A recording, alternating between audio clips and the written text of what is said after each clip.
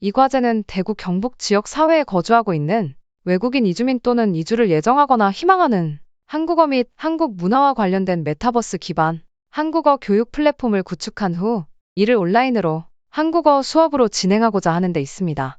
이는 오프라인 교육장에 모이지 않아도 언제 어디서나 실제감이 높은 한국 문화와 한국어 교육을 바탕으로 외국인의 한국 정주에 대한 성과를 높이기 위함입니다.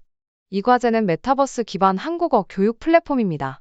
메타버스 플랫폼 안에는 교육자료방과 과제 해결 활동방 두 곳이 구축되어 있습니다.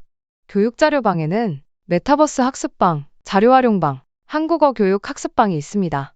메타버스 기반 한국어 교육 플랫폼은 e-러닝 콘텐츠로 제작된 동영상 자료를 기반으로 교수자와 학습자가 실시간으로 만나는 한국어 교육 시스템을 구성함으로써 이주민, 특히 외국인 유학생의 유학준비, 한국생활, 대학생활, 지역사회 정주 등 체계적 교육이 이루어지도록 구성하였습니다. 메타버스 기반 한국어 교육 강의 내용은 우리 지역 사회의 적응과 정주에 실질적으로 필요한 한국어와 한국 문화를 한국어 및 한국 문화 영역을 중심으로 구성하였습니다. 아울러 실제적 한국어 교육에 앞서 메타버스 수업 전 메타버스 이해와 활용법을 학습한 후 한국어 교육을 시작한다. 한국어 교육은 단계별 한국어 교육을 진행하며 총 10주차 과정 총 60강 각 30분의 수업을 진행합니다. 한국어 교육 과정은 외국인 이주민, 특히 외국인 유학생들의 이주 단계에 맞게 총 3단계로 이주 준비 한국어 교육 단계, 이주 한국어 교육, 지역사회 정주 한국어 교육 단계로 구성하여 이주민들의 생애를 고려하면서 그리고 학습의 흥미와 현장성을 고려하여 내용을 구성하였습니다. 더불어 이주민이나 외국인 유학생의 한국어 기본 능력을 신장시키기 위한 기초 한국어, 유학생들의 대학 생활 적응을 위한 알면 좋아요 e-러닝 콘텐츠와 이주민의 지역사회 조기 정주를 돕기 위한 e-러닝 콘텐츠를 제작하여 메타버스 교육자료방에 탑재하였습니다. 지금까지 지역사회 이노베이션 아카데미 한국 정주를 위한 한국어 교육 콘텐츠 개발 대구 경북 지역 이주민 대상 과제 안내였습니다. 그럼 본격적으로 수업에 들어가 보도록 하겠습니다. 감사합니다. 안녕하세요. 오늘은 한국 정착 이것만 알아도 A+, 한국 정착에 관해 공부해 보도록 하겠습니다. 24강 한국에 정착하려면 첫 번째 한국 정착에 관한 소개, 두 번째 한국의 문화유산 및 언론 관련 어휘, 세 번째 한국어 문법 활동, 네 번째 과제 해결 활동 순으로 공부해 보도록 하겠습니다. 우리 보통 한국에 체류하려면 여러분 여러 가지 체류 자격이 있다는 거 지난 시간에 공부하셨죠? 자, 그래서 외국인 유학생들의 경우 입학 전에는 D4, 유학생일 경우에는 D2, 졸업을 한 후에는 D10, 그리고 취업 이후 E7, F2와 E9, 그러면서 F2, F5로 우리가 이렇게 체류 자격을 분류할 수 있습니다. 그래서 한국에 정착을 하는 순서대라고 보면 될 것 같고요. 우리가 대충 F2 또는 F5를 했을 때 정착이라는 단어를 자주 사용하고 있습니다. 자, 그러면 체류 및 국적 취득에 대해 공부를 한번 해보도록 하겠습니다. 여러분 잘 보이시나요? 우리 한번 같이 읽어보도록 하겠습니다. 외국인이 대한민국에 체류하기 위해서는 먼저 외국인 등록을 신청해야 하고 체류 대상과 목적에 따라서 체류 기간을 연장하거나 F5 영주 자격 취득 및 국적 취득을 할 수 있다. 영주 자격을 취득하면 본인의 국적을 포기하지 않아도 되고 출국한 날로부터 2년 이내에 재입국하고자 할 때는 재입국 허가를 받을 필요가 없다. 또한 영주 자격 취득 후 3년이 지나면 주소지의 지방선거에도 참여할 수 있다. 국적을 취득하기 위해서 지켜야 할 절차가 있는데 그 방법 중 하나로 사회통합 프로그램이 있다.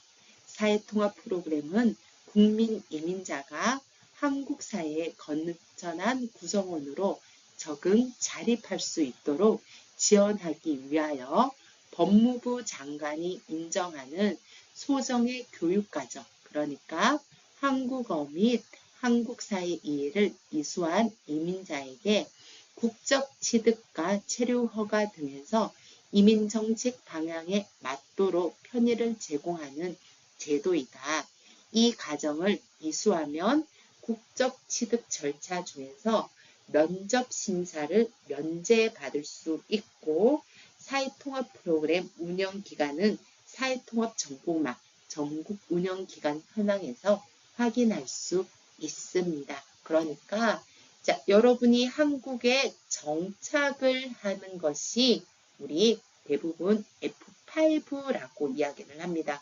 영주 비자이죠. 그래서 영주 자격 또는 국적을 취득할 수 있는데 영주 자격을 취득하면 여러분의 나라의 국적을 포기하지 않아도 되고요. 그리고 출국한 날로부터 2년 이내에 재입국 심사가 없다고 합니다. 그리고 영주 자격 취득 후에는 3년이 지나면 주소지에서 지방선거도 할 수 있습니다. 이런 것들을 모두 다 도와주는 것이 사회통합 프로그램이고 그리고 사회통합 프로그램은 반드시 여러분이 이수를 해야지 영주 자격을 받을 수 있습니다. 잘 알다시피 사회통합 프로그램은 사회통합 정보망에서 신청할 수 있고 어디에서 수업이 있는지를 알 수가 있으니까 소시net 그러니까 사회통합 정보망에 한번 들어가서 확인해 보시기 바랍니다. 자, 그러면 우리 좀 더 자세히 한국 국적입니다. 국적. 그러니까 여러분 나라 또는 한국의 어떤 권리를 가지는 것이 국적입니다. 그럼 우리 한번 같이 읽어볼까요? 국적은 한 사람이 어느 국가의 국민으로서 인정받는 자격을 말합니다. 한국 국민은 대한민국 국적을 갖고 있는 사람을 말하고 한국 국민은 대한민국 헌법이 보장하는 자유와 권리를 누리며 일정한 의무도 수행해야 합니다. 미국, 캐나다, 호주 등은 국적 제도가 아니라 시민권 제도를 운영하여 차이가 있습니다. 그러니까 여러분이 한국 국민으로서의 자유와 권리를 보장받으시려고 하면 어떻다? 국적을 가지고 계셔야 합니다. 죄송합니다. 영주권자도 많은 권리를 누리지만 국민과 동일하지 않습니다.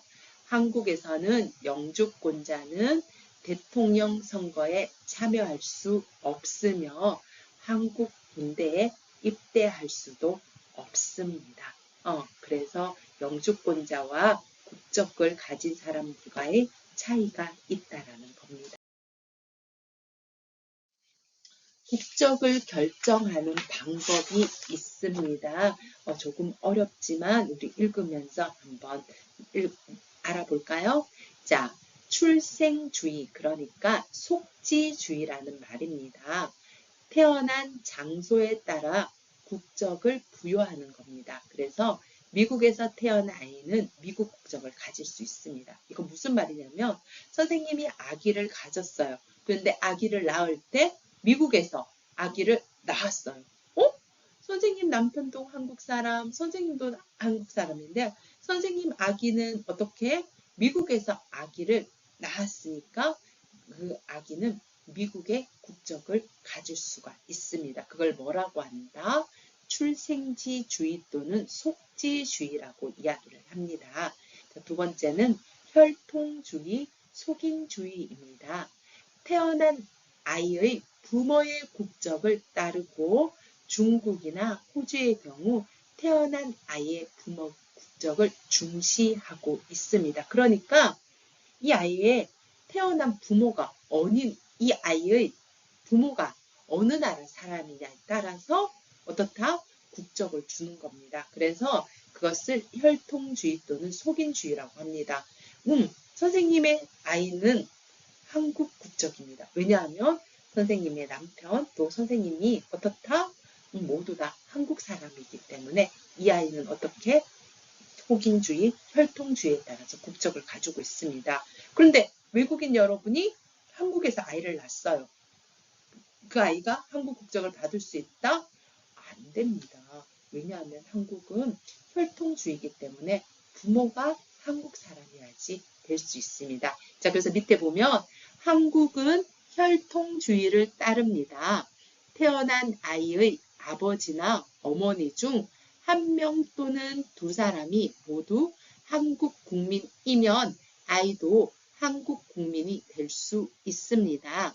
태어난 아이 부모가 누구인지 모르거나 부모 또는 아이의 본인이 무국적자인 경우 한국에 태어난 것만으로도 한국 국민이 될 수 있습니다. 예외가 있네요. 부모가 누구인지 모르거나 또는 본인이 무국적, 엄마 아빠가 모두 다 국적이 없는 사람이야. 그러면 한국에서는 예외로 한국의 국적을 준다고 이야기합니다. 선생님도 솔직히 속인주의, 속인주의, 죄송합니다. 속지주의, 속인주의라는 단어를 잘 모릅니다. 익숙하지 않았던 단어인데 여러분의 덕분에 이렇게 또 공부를 하게 되었습니다. 그러면 사회통합 프로그램과 한국 국적에 대한 이야기들을 좀 더 자세하게 알아보도록 하겠습니다. 우리 그러면 읽음으로써 한번 공부해 보도록 할게요. 함께 읽어보도록 하겠습니다. 시작! 사회통합 프로그램은 이민자가 사회 구성원으로 적응하는데 필요한 한국어와 한국 문화에 대한 교육을 제공하는 프로그램입니다. 사회통합 프로그램은 0단계부터 5단계까지 있는데 각 단계의 평가를 통과하고 최종적으로 기화용 종합평가에 합격하면 한국 국적을 취득할 수 있다. 즉, 한국 국적을 취득하려면 한국어 능력과 한국의 풍습에 대한 이해 등 한국 국민으로서의 기본 소양을 평가받아야 하는데 기화용 종합시험이 이를 대신한다. 한국 국적을 신청하려면 기화허가 신청서, 여권, 본국신분증 원본과 사본, 범죄경력증명서, 가족관계증명서, 주민등록 등본 등의 서류가 필요하다. 먼저 기화허가 신청은 구비서류를 가지고 주소지의 출입국 관리사무소에 직접 가서 신청해야 한다. 그러면 기화심사가 진행되는데 서류심사, 면접심사, 실태조사 등의 절차가 진행된다.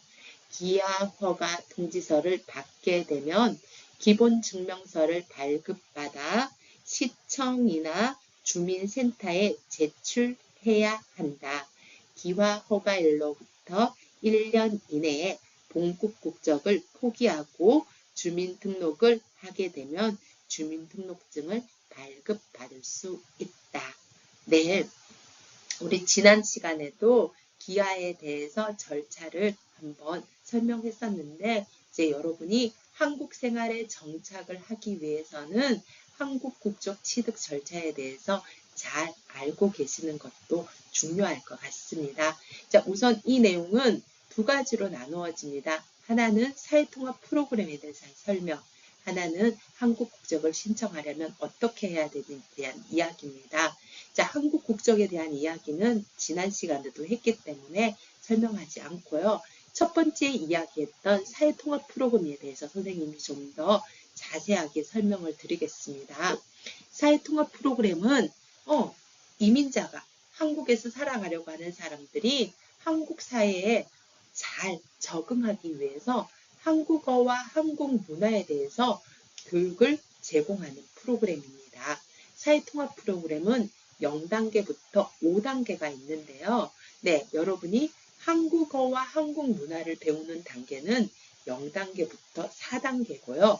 5단계는 한국 국적, 그러니까 영주나 기화를 위해서 여러분이 공부하는 한국 사회 이해의 부분입니다. 그래서 각 단계의 평가를 통과해야지만 1단계에서 2단계, 2단계에서 3단계로 갈 수가 있고요. 그리고 80시간의 공부를 해야지만 또 평가를 참여할 수 있답니다. 그래서 여러분이 한국에 정착하려면 또는 한국 국적을 취득하려면 한국어 능력, 물론 한국의 문화와 풍습에 대해서 여러 가지 기본적인 지식들을 가지고 있고 그 지식을 아느냐 모르느냐 평가하는 것이 기화용 평가라고 할 수가 있습니다. 그래서 여러분 사회통합 프로그램은 한국 사회의 정착에 필수적인 프로그램이라는 것들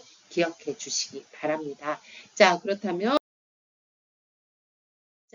기화 유형입니다. 우리 그러면 이것도 한번 공부해 볼까요? 기화의 유형과 절차입니다. 귀화는 자신의 의지와 노력의 요건을 갖추어 법무부 장관의 허가를 받아서 한국 국민이 되는 것을 말합니다.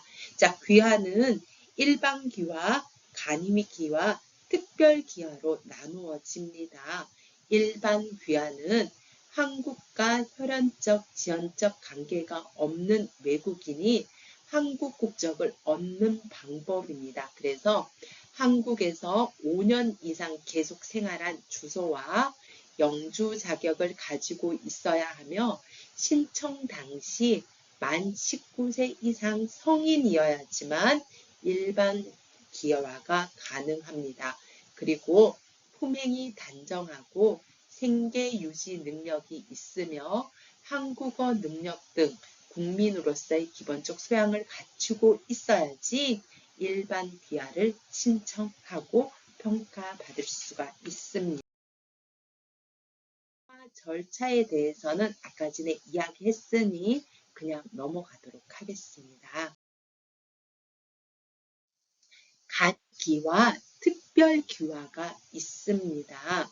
간이기화는 대한민국과 일정한 관계가 있는 외국인이 한국 국적을 얻는 방법입니다. 그러니까 한국에서 3년 이상 계속 생활했고 부모 중 어느 한쪽이 한국 국민인 경우, 그러니까 한국 국민의 배우자거나 배우자던 외국인이 한국에 2년 이상 계속 거주하는 경우에는 간이기화라는 것을 통해서 신청이 가능합니다. 그래서 F6를 가지고 있는 결혼 이민자일 경우 2년 이상 한국에 계속 거주하며 간이귀화를 통해서 귀화를 할 수가 있습니다.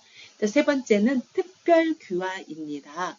부모 중 어느 한쪽이 현재 한국 국민이거나 한국에 특별한 공로가 있거나 특정한 분야에서 매우 우수한 능력을 보유하여 한국 국익에 도움이 줄 것으로 인정되는 외국인입니다. 그래서 일반 기화나 간이 기화에 비해 절차가 더욱더 간단합니다. 그래서 여러분 우리 외국인 중에서 한국에 도움이 되는 한국에서 유명한 사람들은 이렇게 특별 귀화를 통해서 한국 국적을 받는 경우도 있습니다. 자, 우리 한번 볼까요? 국적법 개정에 따라서 국민선서를 해야 합니다. 여러분이 이제 기아 신청을 할 때 국민선서를 해야 됩니다. 어떻게? 자, 2018년 12월 20일 개정된 국적법에 따라 기화나 국적 회복 허가를 받은 사람은 한국 국적을 국적증서 수여식에서 국민선서를 해야 합니다. 국민선서. 우리 이렇게 손을 올려서 나 약속을 지키겠습니다. 이것을 이해가겠습니다 할 때 우리는 선서라는 말을 합니다. 그래서 손을 이렇게 올려서 이야기를 하거든요. 자, 어떤 선서인지 같이 한번 읽어볼게요. 나는 자랑스러운 대한민국의 국민으로서 대한민국의 헌법과 법률을 준수하고 국민의 책임과 의무를 다할 것을 엄숙히 선서합니다. 네, 저희 국민과 똑같네요. 그래서 이렇게 국민선서를 해서 기와에 최종적으로 합격하는 것을 말합니다. 자, 그러면 여러분이 한국에서 정착을 잘 하시려면 한국의 문화유산에 대해서도 알고 있어야 될 것 같습니다. 그래서 오늘은 한국의 문화유산에 대해서 공부해 보도록 하겠습니다. 자, 창덕궁, 불국사, 훈민정음, 해례본, 판소리, 성산, 일출봉 같은 것들을 우리는 문화유산이라고 이야기를 합니다. 그런데 이러한 문화유산들은 어디에 있어요? 어떻게 있어요? 따라서 우리 자연유산, 무형유산, 기록유산, 문화재, 유적지, 유물이라는 말로 이야기를 합니다. 자, 그러면 우리 하나하나씩 살펴볼까요? 자, 창덕궁입니다. 창덕궁은 옛날 임금이 살던 집입니다. 궁궐이죠. 자, 그렇다면 이런 것들은 우리 뭐라고 이야기를 할까요? 네, 맞습니다. 유적지라고 이야기를 하고 또는 그 안에 여러 가지 문화재가 있을 수가 있습니다. 자, 그리고 불국사입니다. 불국사도 우리는 유적지 또는 문화재 그리고 그 안에 아주 중요한 물건인 유물도 있을 수가 있습니다. 자, 그리고 훈민정음, 해례본 같은 경우에는 기록유산이라고 이야기하고요. 판소리 같은 경우에는 눈에 보이지 않아요. 그래서 무형유산이라고 이야기하고 성산 일출봉 같은 경우에는 자연유산이라고 이야기합니다.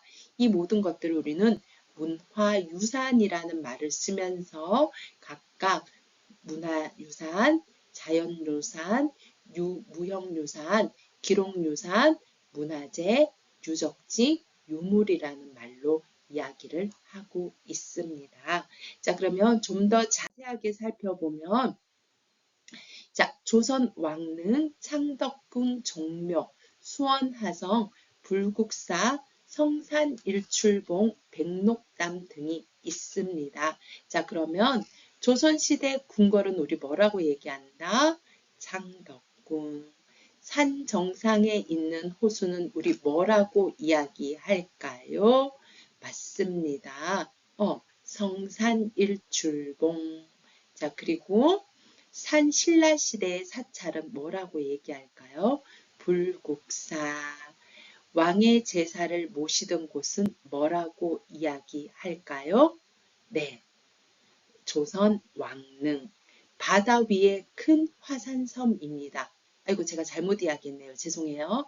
바다 위에 큰 화산섬은 성산 일출봉이고 산 정상에 있는 호수는 백록담이라고 이야기하고 조선시대 성곽은 수원하성이라고 이야기합니다. 이런 것들이 모두 다 한국의 문화유산이라고 할 수가 있습니다. 네. 한국에 정착을 잘 하시려고 하면 한국의 언론 관련 어휘들도 공부를 해보는 것도 좋을 것 같습니다. 그러면 선생님과 함께 한국의 언론 관련 어휘들도 공부해 보도록 하겠습니다. 첫 번째는 신문 관련 어휘입니다. 신문사, 기사. 잘 알고 있죠? 한국의 여러의 신문을 우리는 신문사라고 얘기하고 신문사가 이렇게 나오는 내용들을 우리는 기사라고 이야기를 합니다. 그리고 가장 먼저 나오는 큰 우리 뉴스를 머릿기사라고 이야기를 하고요. 그리고 신문에도 광고라는 것이 있습니다. 자, 그리고 신문 안에는 사설, 그러니까 한 사람이 어떤 주제에 대해서 자신의 생각을 쓴 것을 사설이라고 이야기를 하고요. 신문에는 내용에 따라서 구분이 되는데 정치면도 있고 그리고 경제면도 있고 사회면도 있고 문화면도 있고 스포츠면도 이렇게 구성이 되어 있습니다. 자, 그리고 신문을 전체적으로 봤을 때 우리 신문이 신문이 언제 나와요? 언제 나와요? 라고 할 때 제호라는 단어를 쓰고요. 그리고 아까 전에 이야기한 것처럼 가장 큰 뉴스를 머리 기사 그리고 신문이 나오는 그 종이를 지면이라고도 이야기하고 아까 전에 내용들은 기사라고 이야기를 합니다. 그리고 우리 어느 면에 있어요? 라고 할 때 일면 사진, 일면 기사고요. 사진 밑에는 이 사진이 어떤 사진이에요? 라고 설명이 되어 있습니다. 그것을 사진 설명문이라고 이야기합니다. 그리고 주요 기사 안내도 신문을 보면 잘 알 수가 있습니다. 자, 그리고 방송 프로그램 종류도 여러분이 알고 계셔야 되겠죠? 너무나도 쉽습니다. 우리 많이 공부했죠? 뉴스, 시사 프로그램, 특집 방송, 스포츠 중계 방송, 예능 프로그램, 드라마 같은 것도 방송 프로그램 종류입니다. 그래서 여러분, 우리 텔레비전을 봤어요 보다는 텔레비전에서 뉴스를 봤어요. 텔레비전에서 시사 프로그램을 봤어요. 예능 프로그램이 재미있어요. 라는 표현을 하신다면 훨씬 더 한국어 어휘가 수준이 높아질 것 같습니다. 자, 그리고 자, 방송 관련 어휘는 채널을 돌리다, 시청자, 시청하다라는 어휘도 있습니다. 채널은 우리 KBS, MBC, SBS 이런 것들을 채널이라고 얘기하고요. 채널을 바꾸는 것을 채널을 돌리다라고 이야기합니다. 그리고 텔레비전을 보는 사람들을 시청자라고 이야기를 합니다. 자, 그리고 요즘은 텔레비전의 종류가 엄청 많아졌어요. 그래서 공중파, 지상파 방송, 그리고 유선, 케이블 방송, 인터넷 방송들도 방송 관련 어휘입니다. 자, 그리고 방송 관련 어휘 중에는 프로그램, 생방송, 속보, 재방송이 있습니다. 프로그램은 어떤 내용인지 아까 전에 시사 프로그램, 예능 프로그램을 말하는 거고 생방송은 라이브 지금 바로 취재를 하는 거고 속보는 지금 급하게 전해야 되는 소식을 속보라고 이야기를 합니다. 그리고 재방송은 생방송한 것을 다시 방송을 할 때 우리는 재방송이라고 합니다. 자, 이렇게 여러분이 한국 생활에 정착하기 위해서는 한국의 문화에 대해서 잘 아셔야 될 것 같습니다. 그래서 메타버스 플랫폼에서 배운 어휘를 사용해 한국의 문화유산을 한번 소개해 보시기 바랍니다. 자, 오늘의 문법 활동은 는다면서요, 다니까입니다. 는다면서부터 한번 볼까요? 는다면서는 이미 알고 또는 들은 사실을 어떻게 확인할 때 쓰는 표현입니다. 그래서 맞아요, 맞지요. 아는 사실을 확인할 때 는다면서요, 다면서요 라고 이야기합니다. 형용사 다면서요, 명사 는다면서요 이야기합니다. 자, 그럼 우리 연습 한번 해볼까요? 자, 높다, 차다입니다. 자, 우리는 형용사라서 높다면서요, 차다면서요 이야기를 하고요. 동사입니다. 동사는 가다, 먹다. 그래서 받침 없어요. 간다면서요. 받침 있어요. 먹는다면서요 이야기합니다. 확인을 할 때 쓰는 표현입니다. 그럼 우리 연습 한번 해볼까요? 에바 씨는 매일 한국 드라마를 시청하다. 그것을 확인합니다. 어떻게? 시청한다면서요. 요즘 회사 일 때문에 굉장히 바쁘다. 여러분 바쁘다는 형용사입니다. 어떻게 이야기하죠? 바쁘다면서요. 내일 공중파 방송에서 추석 특집 방송을 하다. 확인을 합니다. 어떻게? 한다면서요. 케이블 방송은 따로 신청을 해야지 볼 수 있답니다. 어떻게 이야기를 합니다? 있다면서요 라고 확인을 할 때 쓰는 표현입니다. 자, 그리고 두 번째 문법은 다니까요, 는다니까요, 이라는가요 입니다. 앞에 말을 다시 확인하면서 말할 때 쓰는 표현입니다. 그래서 강조를 나타내겠죠. 형용사 다니까요. 그래서 높다, 높다니까요. 차다, 차다니까요. 동사 가다, 간다니까요. 먹다, 먹다니까요. 그래서 앞에 말을 다시 확인해서 말할 때 쓰는 표현입니다. 명사도 가능합니다. 친구, 친구라니까요. 거울, 거울이라니까요. 이야기합니다. 자, 그러면 우리 문장을 통해서 연습 한번 해볼까요? 어제 너무 바빠서 제가 좋아하는 드라마를 못 봤어요. 토요일마다 재방송을 하다. 그렇게 뭐라고 얘기한다?